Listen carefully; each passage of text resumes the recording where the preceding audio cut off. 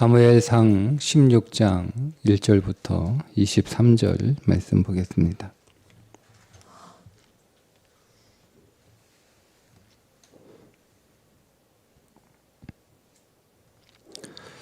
여호와께서 사무엘에게 이르시되 내가 이미 사울을 버려 이스라엘 왕이 되지 못하게 하였거늘 네가 그를 위하여 언제까지 슬퍼하겠느냐. 너는 뿔에 기름을 채워 가지고 가라. 내가 너를 베들레헴 사람 이새에게로 보내리니 이는 내가 그의 아들 중에서 한 왕을 보았느니라 하시는지라. 사무엘이 이르되 내가 어찌 갈 수 있으리이까. 사울이 들으면 나를 죽이리이다 하니 여호와께서 이르시되 너는 암송아지를 끌고 가서 말하기를 내가 여호와께 제사를 드리러 왔다 하고 이새를 제사에 청하라. 내가 네게 행할 일을 가르치리니 내가 네게 알게 하는 자에게 나를 위하여 기름을 부을지니라. 사무엘이 여호와의 말씀대로 행하여 베들레헴에 이르매 성읍 장로들이 떨며 그를 영접하여 이르되 평강을 위하여 오시나이까. 이르되 평강을 위함이니라. 내가 여호와께 제사하러 왔으니 스스로 성결하게 하고 와서 나와 함께 제사하자 하고 이새와 그의 아들들을 성결하게 하고 제사에 청하니라. 그들이 오매 사무엘이 엘리압을 보고 마음에 이르기를 여호와의 기름 부으실 자가 과연 주님 앞에 있도다 하였더니 여호와께서 사무엘에게 이르시되 그의 용모와 키를 보지 말라. 내가 이미 그를 버렸노라. 내가 보는 것은 사람과 같지 아니하니 사람은 외모를 보거니와 나 여호와는 중심을 보느니라 하시더라. 이새가 아비나답을 불러 사무엘 앞을 지나가게 하매 사무엘이 이르되 이도 여호와께서 택하지 아니하셨느니라 하니 이새가 산마로 지나게 하매 사무엘이 이르되 이도 여호와께서 택하지 아니하셨느니라 하니라. 이새가 그의 아들 7을 다 사무엘 앞으로 지나가게 하나 사무엘이 이새에게 이르되 여호와께서 이들을 택하지 아니하셨느니라 하고 또 사무엘이 이새에게 이르되 내 아들들이 다 여기 있느냐. 이새가 이르되 아직 막내가 남았는데 그는 양을 지키나이다. 사무엘이 이새에게 이르되 사람을 보내어 그를 데려오라. 그가 여기 오기까지는 우리가 식사 자리에 앉지 아니하겠노라. 이에 사람을 보내어 그를 데려오매 그의 빛이 붉고 눈이 빼어나고 얼굴이 아름답더라. 여호와께서 이르시되 이가 그니 일어나 기름을 부으라 하시는지라. 사무엘이 기름불 병을 가져다가 그의 형제 중에서 그에게 부었더니 이날 이후로 다윗이 여호와의 영에게 크게 감동되니라. 사무엘이 떠나서 라마로 가니라. 여호와의 영이 사울에게서 떠나고 여호와께서 부리시는 악령이 그를 번뇌하게 한지라. 사울의 신하들이 그에게 이르되 보소서 하나님께서 부리시는 악령이 왕을 번뇌하게 하온즉 원하건대 우리 주께서는 당신 앞에서 모시는 신하들에게 명령하여 수금을 잘 타는 사람을 구하게 하소서. 하나님께서 부르시는 악령이 왕에게 이를 때에 그가 손으로 타면 왕이 나으시리이다 하는지라. 사울이 신하에게 이르되 나를 위하여 잘 타는 사람을 구하여 내게로 데려오라 하니 소년 중 한 사람이 대답하여 이르되 내가 베들레헴 사람 이새의 아들을 본즉 수금을 탈 줄 알고 용기와 무용과 구변이 있는 준수한 자라. 여호와께서 그와 함께 계시더이다 하더라. 사울이 이에 전령들을 이새에게 보내어 이르되 양치는 네 아들 다윗을 내게로 보내라 하매 이새가 떡과 한 가죽 부대에 포도주와 염소 새끼를 나귀에 실리고 그의 아들 다윗을 시켜 사울에게 보내니 다윗이 사울에게 이르러 그 앞에 모셔 섬에 사울이 그를 크게 사랑하여 자기의 무기를 드는 자로 삼고 또 사울이 이새에게 사람을 보내어 이르되 원하건대 다윗을 내 앞에 모셔 서게 하라. 그가 내게 은총을 얻었느니라 하니라. 하나님께서 부르시는 악령이 사울에게 이를 때에 다윗이 수금을 들고 와서 손으로 탄즉 사울이 상쾌하여 낫고 악령이 그에게서 떠나더라. 아멘. 자, 이제 다윗의 등장입니다. 오늘 1절에 보면 사무엘이 매우 슬퍼하고 있었음을 알 수 있습니다. 하나님이 사울을 버리신 일로 인하여 사울은 슬퍼하며 슬퍼하기만 했겠습니까? 그를 위하여 또 나라를 위하여 중보하고 있었을 테죠. 그런데 그 감정은 슬픔이었다라는 겁니다. 그러자 하나님께서 언제까지 슬퍼하겠느냐? 너의 뿔에 기름을 채워 가지고 가라. 여러분,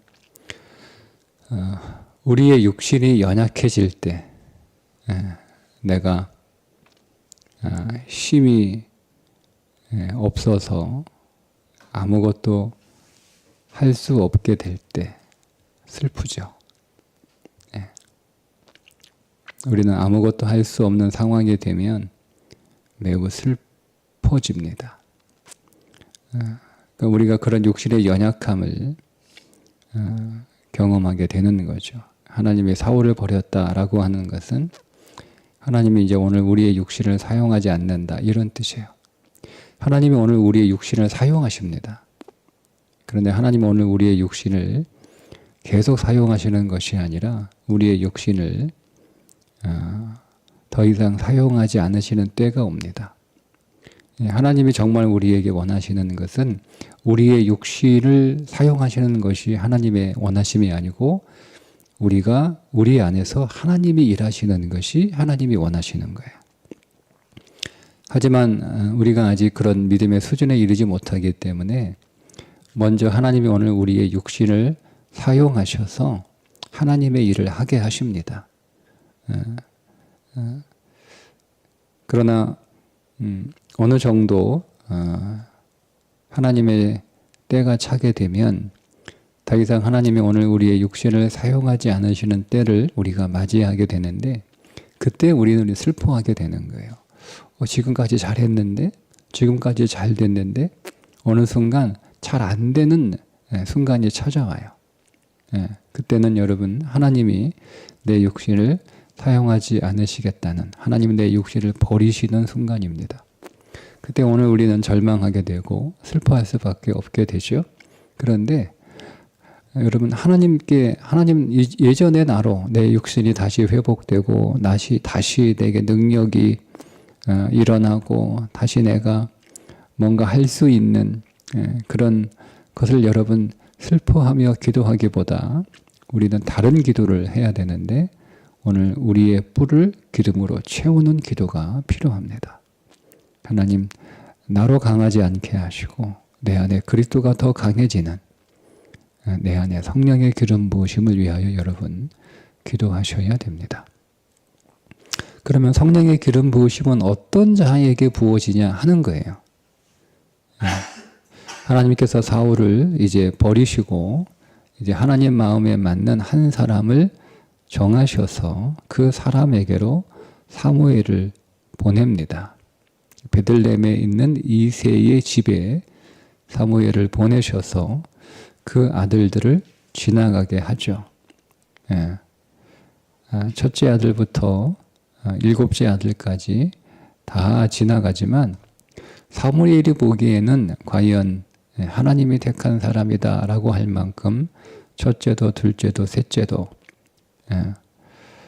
그렇게 외형적인 면에서는 다 빼어난 사람이었던 듯합니다. 그래서 그 사람들이 지날 때마다 사무엘이 아주 이렇게 감탄을 할 정도로 그러나 하나님은 계속 말씀하시죠. 나는 사람을 외모로 보지 않고 나는 그 사람의 중심을 본다라는 거예요. 여러분 이 중심이라고 하는 말이 히브리어로 마음이라는 뜻인데 히브리어에서 마음이라고 하는 이 단어는요. 전인격을 뜻하는 단어입니다. 전인격. 하나님은 성품을 보십니다. 하나님은 성품을 보십니다. 여러분 믿음은 있다가도 없고 없다가도 있잖아요. 그죠? 그러니까 믿음만 있으면 믿음뿐이면 믿음이 있을 때는 열심히 일하고 믿음이 없을 때는 또 일하지 않고 왔다 갔다 해요. 믿음에 따라서. 하나님은 그런 사람을 사용할 수 없죠. 근데 믿음보다 여러분 우리에게 더 필요한 건 뭐냐면 성품입니다. 성품. 성품은 일관적이잖아요. 성품이 있다가 없다가 이렇게 되는 건 아니잖아요. 성품은 상황에 상관없이 나오는 게 성품이잖아요. 상황이 좋다고 해서 성품이 좋게 나오고 상황이 나쁘다고 해서 성품이 나쁘게 나오는 건 성품이 나쁜 거잖아요. 그죠? 그래서 하나님은 성품이 좋은 사람을 택하신 거예요. 나는 성품을 본다. 쉽게 얘기하면 나는 그 사람의 실력을 본다. 나는 뭐 그 사람의 믿음을 본다. 이렇게 말씀하시는 게 아니고 여기 나오는 그 세 아들 엘리압이나 그리고 둘째 아비나답이나 셋째 삼마나 다 믿음의 사람이에요. 엘리압 하나님은 나의 아버지. 아비나답 아버지는 존귀하시다. 존귀한 아버지. 삼마 탁월하다. 뭐 이런 뜻이거든요.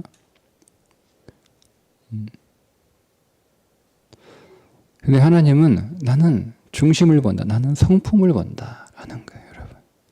그러니까 여러분 이 말은 믿음이 좋아진다라고 하는 것은 성품이 좋아지는 거예요. 이 부분을 많은 성도들이 놓쳐요. 믿음과 성품은 별개라고 생각하는 거예요.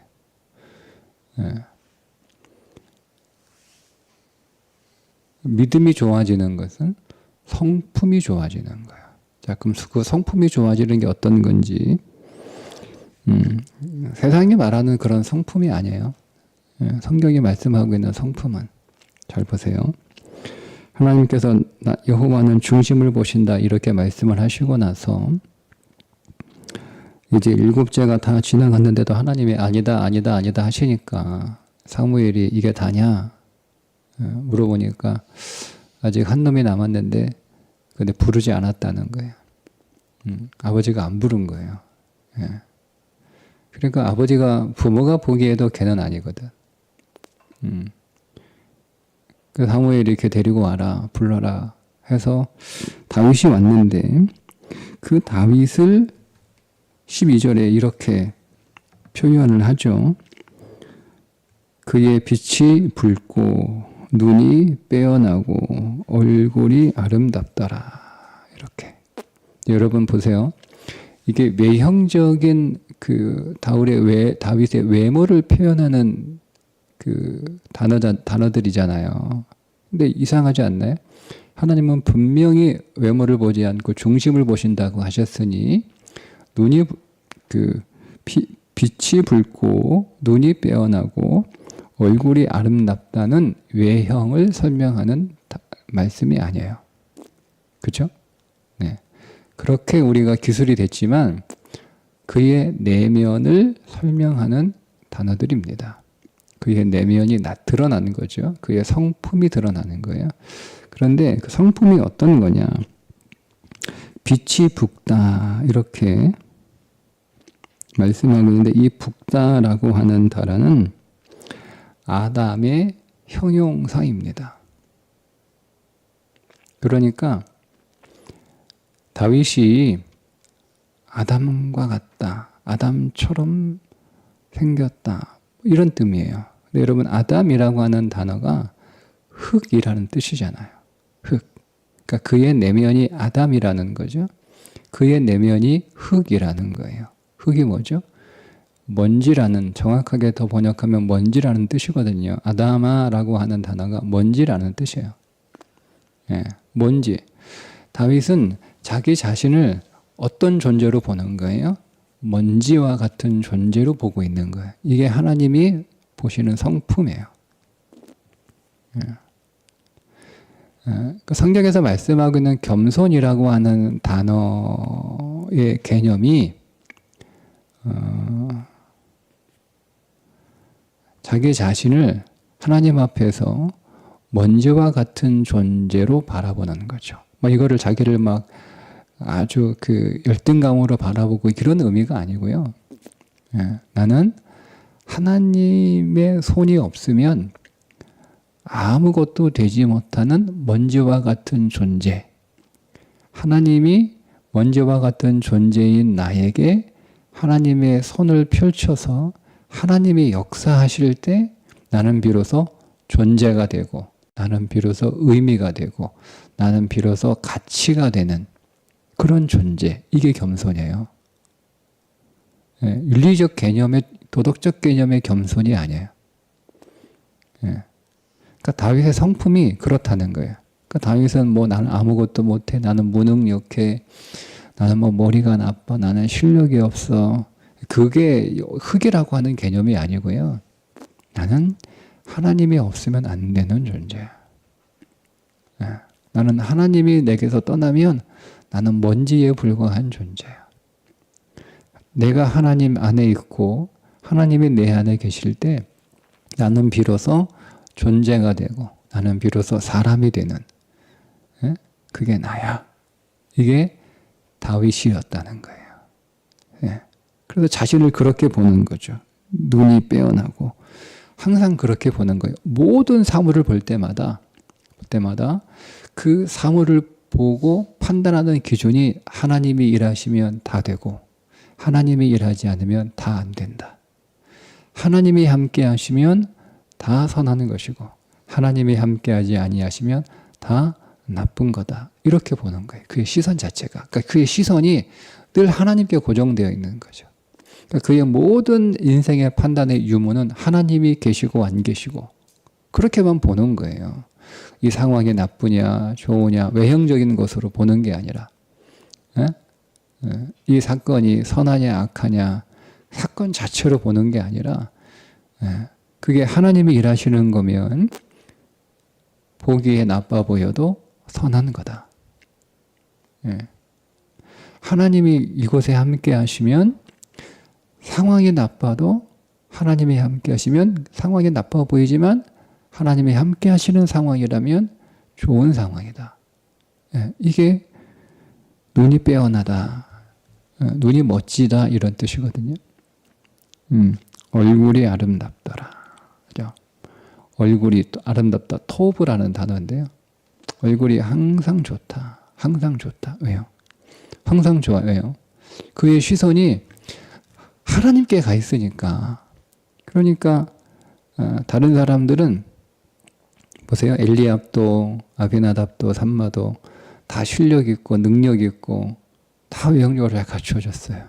근데 이 사람들은 자기가 할 수 있는 상황, 좋은 상황, 능력이 되는 상황, 이런 상황에서는 얼굴이 좋은데 그렇지 않은 상황에서는 얼굴이 나빠요. 근데 다윗은 상황에 따라 얼굴이 변하는 게 아니고 그가 하나님을 봄에 따라 바뀌는 거예요. 하나님이 계시면 어떤 상황에서든 그는 항상 그런 아름다운 얼굴, 그러나 하나님을 그가 발견하지 못하고 하나님을 경험하지 못하면 그는 그의 안색이 어두워지는, 그게 얼굴이 아름답다는 뜻이에요. 이게 하나님이 말씀하시는 성품입니다. 성품이에요. 그래서 다윗에게 기름이 부어지는 거죠. 이렇게 말씀하잖아요. 12절을 다시 읽어볼까요? 그의 빛이 붉고 눈이 빼어나고 얼굴이 아름답더라. 여호와께서 이르시되 이가 그니 일어나 기름을 부으라. 기름을 부으라. 여러분, 기름을 붓는다라고 하는 말씀의 의미는 뭐냐면 우리가 안 된다는 뜻이에요. 우리가 안 되기 때문에 기름이 부어지는 거예요. 예? 내가 되는데 거기에 더 플러스 어떤 능력이 필요해서 기름이 부어지는 게 아니에요. 안 되기 때문에 기름이 부어지는 거예요. 안 되기 때문에 기름이 부어져요. 자, 사울이 어떤 사람이었는지 그 실체를 드러내는데 다윗에게 기름이 부어지고 반대로 사울에게 부어졌던 하나님의 영이 떠납니다. 자, 14절에 여호와의 영이 사울에게서 떠나고 어떤 일이 벌어지죠? 여호와께서 부리시는 악령이 그를 번뇌하게 한지라. 우리가 이거를 잘못 이해하면 하나님이 악령을 사울한테 보내서 사울이 악령에 사로잡히게 하셨다, 이렇게 우리가 이해할 수 있는데요. 그런 의미가 아니고요. 하나님의 영이 떠나면 우리의 본성이 드러나는 거예요. 네? 하나님의 악령을 굳이 보낼 필요 없어요. 하나님이 우리 안에서 은혜를 거두어 버리시고 하나님이 우리 안에 붓은 그 기름을, 하나님께서 그 영을 하나님이 여기 떠나보시면 그냥 우리는 그냥 자연스럽게 악령에 사로잡힌 자와 같은 그런 어떤 우리의 본성의 이 거칠건 어떤 이런 모습들이, 우리는 그 죄인이니까.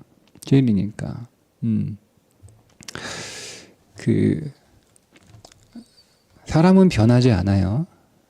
그러면 성품이 좋아지는 게 믿음이라고 했는데 그 무슨 말이냐, 이렇게 이해할 수 있는데요. 사람은 변하지 않아요. 근데 사람은 언제 바뀌냐면 하나님의 영이 내 안에 충만해질 때 그 사람의 본성이 통제가 돼요. 그때 사람이 변했다라고 얘기하는 거예요. 네. 그러니 여러분, 내가 좀 이전보다 착해졌다, 이전보다 좀 성격이 좋아졌다, 이전보다 좀 성품이 좋아졌다 할 때 여러분, 내가 변했다고 생각하시면 안 돼요. 하나님의 영이 우리 가운데 충만했기 때문에 그 영이 내 안에서 나의 그 죄의 본성들을 통제하고 계시는 거예요. 하나님 이걸 싹 거두어 가시면 내가 수십 년 예수 믿고, 제가 수십 년 목회하고 성경을 가르치고 설교하는, 목회하는 사람이라 할지라도요, 하나님의 영이 떠나면 저는 제 안에 있는 본성들이 그대로 드러나요. 그대로 드러나요. 예. 성경이 말하는 변화는 사람 자체가 변하는 게 아니에요. 하나님의 영이 내게 부어지는 거예요. 그러니 여러분, 오늘 우리가 어떻게 돼요? 그래서 여러분, 하나님의 그 뿔에 기름이 채워지도록 오늘 우리의 능력에 하나님의 기름, 하나님의 부으시는 성령을 계속 채워야지. 내 실력, 내 능력, 내 심, 내 지식, 내 자원, 여러분, 이런 거 가지고 우리가 사는 게 아니에요. 그러니까 어떤 사람에게 하나님의 그 영이 부어지냐? 다윗과 같은 사람에게 하나님의 영이 부어진다는 거예요. 나는 흙과 같은 먼지와 같은 존재이기 때문에 하나님 없이는 가치도 존재도 의미도 없는 사람이라는 거죠. 그래서 다윗에게 있어서 인생의 즐거움은 하나님의 유무예요. 이곳에 하나님이 계시는가? 그럼 즐거운 거예요. 근데 이곳에 하나님이 계시지 않아요. 그러면 그 환경이 아무리 좋고 아무리 먹을 것이 많고 아무리 일이 잘 되고 아무리 인생이 순탄해도 그런 괴로운 거예요. 왜요? 하나님을 경험하지 못하니까. 이게 다윗이에요. 그러니까 그런 자기 인식이 있어야 되는 거죠. 그게 겸손인 거잖아요. 그런 자에게 하나님의 영을 부으시는 거죠. 하나님의 영을 부으셔서 하나님이 이제 그를 사용하시는 거예요. 근데 여러분, 다윗이 기름 부음을 3번 받습니다. 1번 받지 않아요. 지금 여기서 1번 받죠. 유다의 왕으로 세워질 때 1번 더 받아요. 그리고 통일 이스라엘, 전체 이스라엘의 왕이 될 때 한 번 더 받습니다. 그러니까 여러분 계속 성장하는 거예요. 기름 부으심은 한 번으로 끝나는 게 아니에요. 성령 세례는 한 번이지만 성령 충만은 계속 우리 안에는 계속 기름 부으심이 있어야 되는 거예요. 계속. 그러니까 하나님은 다윗을 성장시키시는 거죠. 그게 이 다윗이 하나님을 부르셔서 그가 기름 부으심으로 그 다윗을 하나님이 계속 이제 성장하는 과정 안에서 다윗을 하나님이 만들어 가시는 겁니다. 그러니까 여러분 우리 안에도 여러분 그런 믿음이 있어야 되는 거예요. 첫 번째 믿음. 나는 아담이라고 하는 믿음이에요. 아담. 나는 아담. 하나님이 그 코에 생기를 불어넣으시니 생명이 된지라. 그게 아담이에요. 하나님이 우리 안에 하나님의 영을 부으시지 않으면 나는 아무런 의미도 아무런 가치도 여러분 내가 육신으로 하는 것들은 아무리 탁월하게 잘해도 하나님 앞에서 아무런 가치가 없는 거예요. 내 힘으로 하는 건 그것이 여러분 아무리 좋은 열매를 맺었다 할지라도 하나님 앞에서는 그게 결코 좋은 열매가 다 썩은 열매예요. 그걸 알아야 되는 거예요. 그러니까 우리는 항상 하나님 앞에 두렵고 떨림으로 겸손할 수밖에 없는 거죠. 자기를 비하하는 게 아니에요. 겸손은 잘 하셔야 돼요. 하나님 앞에서 겸손해요. 하나님 앞에서 하나님이 없이는 살 수 없는 나는 아담입니다. 예. 우리가 그런 믿음으로 살아야 되는 거예요. 그런 믿음으로. 그래서 하나님 내 뿔에 하나님 기름을 부어 주옵소서. 하나님 기름을 부어 주옵소서. 예. 주의 성령이 내게서 떠나면 나는 아무것도 할 수 없습니다. 라는 거죠. 예. 어제도 주의 성령으로 살았고 오늘도 주의 영으로 살 수 있습니다. 라고 하나님 앞에 구하는 거예요. 하나님의 영이 내게서 떠나면 나는 마치 악령이 된 자처럼 그렇게 인생이 괴롭고 마음은 황폐하고 번뇌하고 말은 거칠고 표정은 사납고 살아가는 거예요. 그게 내 본성이에요. 그러니까 하나님의 영이 계속 보여 그 앞에 겸비함으로 서 있어야 되는 거예요. 그래서 하나님이 오늘 우리의 육신을 계속 이렇게 처리해 가시거든요. 계속. 사울을 하나님이 버리셨듯 하나님이 제 육신을 버리십니다. 여러분 괴롭죠. 그런데 잘 하나님의 은혜가 있는 것이 무엇이냐면 하나님이 어느 순간 갑자기 사울을 너 이제 오늘부터 끝이야. 하나님이 말씀을 하셨음에도 불구하고 너 이제 오늘부터 끝이야. 이렇게 사울의 하나님의 영이 거두어졌음에도 불구하고 보세요. 하나님은 다윗을 통하여 사울을 섬기게 하십니다. 잘 보세요. 자, 하나님은 사울에게 다윗을 보내서 처음에 다윗은 수금을 연주하는 자로 사울을 섬기죠. 그죠? 예? 그 다음에 여러분 사울을 어떻게 섬깁니까? 사위로 다윗이 사위가 되어 사울을 섬깁니다. 세 번째, 다윗이 장수가 되어 사울을 섬겨서 오랫동안 사울이 해결하지 못했던 블레셋의 문제를 다윗이 해결해 줍니다. 그러니까 여러분 하나님이 어느 한순간 사울을 버리는 게 아니에요. 오늘 우리가 육신으로 살아가고 있고 아직 그 육신을 처리하지 못해서 오늘도 그 육신 때문에 우리가 힘들고 어려운 그런 삶을 살아가지만 우리 안에 계신 예수 그리스도가 갑자기 내 안에 오셔가지고 이제는 네 육신 필요 없어 이렇게 말씀하시는 게 아니에요. 그 그리스도가 나를 섬기세요. 수금으로 섬기시고 나의 가족으로 섬기시고 나의 장수로 그분이 나를 섬겨주시면서 내가 나를 믿는 것보다 예수 그리스도를 신뢰하는 게 훨씬 낫구나를 나로 하여금 믿게 하시는 거죠. 그래서 나로 하여금 억지로 내 육신을 포기하는 자가 아니라 믿음으로 스스로 내 육신을 포기하는 것이 내 육신을 포기하고 그리스도를 신뢰하는 것이 훨씬 나은 것이다 하는 것을 여러분 하여금 깨닫게 하시고 나서 하나님이 우리 안에서 역사하시는 거예요. 얼마나 여러분 인격입니까? 그분이. 인격인 거예요. 그래서. 그럼 여러분 오늘 그리스도가 여전히 내가 내 육신을 신뢰하고 내 육신으로 살아가고 있지만 그리스도가 나를 섬기고 계심을 믿고 발견하셔야 되는 거예요. 예. 그러니 지금 내가 나는 육신으로 이렇게 해도 잘하고 있는데 아니요. 그리스도가 섬기고 계신 거예요. 나를. 그리스도가 나를 섬겨주시기 때문에 육신으로 행하는 나의 모든 삶이 결국 실패임에도 불구하고 하나님의 나에게 열매를 주시는 것은 내 육신의 탓이 아니고 내 안에서 그리스도가 나를 섬기고 계시기 때문이라는 것을 여러분 발견하셔야 됩니다. 그 발견을 통해서 그리스도를 신뢰하고 그리스도께 맡기고 그리스도께 나의 모든 정권을 그분에게 드리는 것이 내게 유익이라는 것을 여러분이 정말 마음 안에서 전인격으로 인정하게 될 때 우리는 비로소 내 육신을 포기할 수 있습니다.